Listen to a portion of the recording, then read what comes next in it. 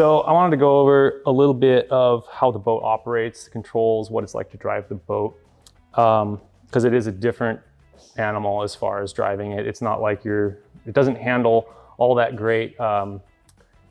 It definitely is a race boat. It's not something you would go out and have a pleasure cruise in. Basic operation: to start the engines, we'll start there. These are your starter switches. These are your kill switches. So start the engine, you engage the throttle, bring it up to a little bit of throttle on the motors, and then push each button independently. This operates the starboard engine, center engine, and port engine. These are the kill switches. In the down position, the engine won't start. Up position, obviously that's to start. These little loops down here are where when it was racing, where they would have tethered the lanyards so that if somebody fell out of the boat, it would pull down on cords there and kill the engines while it was underway. So you didn't have a boat running away from you as you were trying to race. So it's a safety feature. Other basic operation, these are the trim tabs on the back, the large black trim tabs that level the boat as you're coming out of the hole, and as you're underway and racing, you can adjust that to adjust your ride and how the bow of the boat is rising and falling. So that takes care of that. These are your tachometers, show your RPMs on the engine, 3 for obviously starboard, center, and port. It has an amp meter, which shows amperage. These switches operate the lights and also the bilge pump. It does have a bilge pump in the back that operates running lights, anchor light, compass, and tachometer lights. The basic layout, pretty Spartan, not a lot of information, but enough. The only thing we have added that was not here was water jacket pressure gauges, so that we all know that the water pumps are working and cooling the engines. So that's critical on these, because we really don't want one of these overheating, getting warm on us. We can shut it down, obviously. If we have a problem with one, we can shut one engine down, still get into the dock and deal with that problem as it comes. Shifters and throttles, pretty straightforward. Down here, you've got your 3 outboards. Again, starboard, center, and port. So to put one in gear, forward, puts it in gear.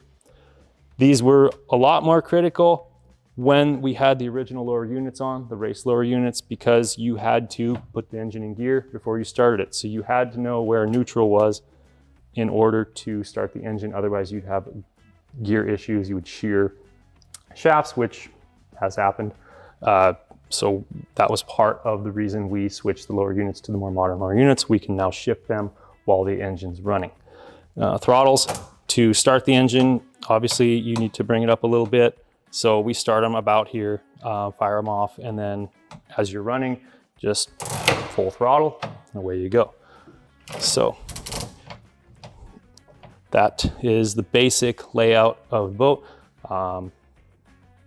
Basic layout of the cockpit. It's pretty straightforward, pretty spare, pretty sparse as far as just only what you need, nothing you don't. So the compass on the bow, the fitting here is for an anchor light, which we didn't receive. I don't know if it was ever installed on the boat as it was being used. Other things that were here, there's a handle that goes here that is being worked on right now. We're getting that restored. There was an antenna mount that would have had a radio antenna for the original races in case they got out to shore, needed to radio for help, because that was the only way to communicate back then, would have been over radio. Other than that, it's pretty straightforward. The boat has 4 fuel tanks in it. There are 3 in the rear that we think hold between 100, 120 gallons. We're not 100% sure. The only tanks we're currently using are the port and starboard tank. We have a small leak in the center tank, which would require us to obviously do a lot of work to get those tanks out, to get that leak fixed. As for right now, as the exhibitions that we're doing, what we're doing just to show the boat for museum purposes, the 2 tanks in there are just fine. It runs 2-stroke engine oil, 40-to-1, with aviation fuel that we run in there to make sure that the engines are getting really high quality fuel. And there are 3 fills here. And originally they had a locking bar that would go across all 3 of these so that these wouldn't spin off during a race, because they do just come off fairly easy and we don't want to reef those down too tight. There also is a tank in the bow, and that tank was used to transfer fuel only. The engines would not feed off of that. So there's a transfer pump built into the boat which would transfer fuel from the bow to the rear as needed by the driver. The main reason that it didn't feed off of there was weight, because they wanted to be able to control how much weight was in the bow. So if they, as the race went on and the fuel levels dropped, the weight would change, and allowed them to control that weight a little better. You would just pull the switch, and fuel would transfer to the rear center tank. We don't use the bow tank because, again, it goes to the rear center, which has a small leak, which we're not fixing. So as of right now, there's no plans in the future to use that tank.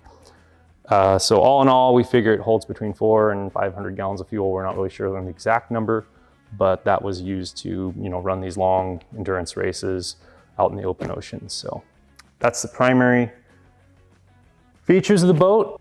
One thing that's interesting about that era and what people were boat racing, they had these speedometers made by Keller Company, which is a Seattle-based company. And when my father was racing, we would go over with his racing speedometers that he had on his hydroplane and have Keller adjust them for accuracy. So we actually met Mr. Keller, and he was well known in the boat racing industry for having very accurate speedometers, and this is one of his speedometers that he made. The upholstery is standing room only. You do not have a place to sit. There's no chairs. The interior of the boat is also very Spartan.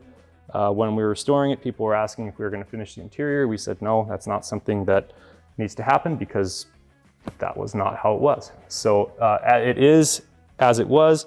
One thing we did add a battery switch, just so that we could turn the batteries off when the boat's not in use. Other than that, it pretty much is as it was when it came to us. So.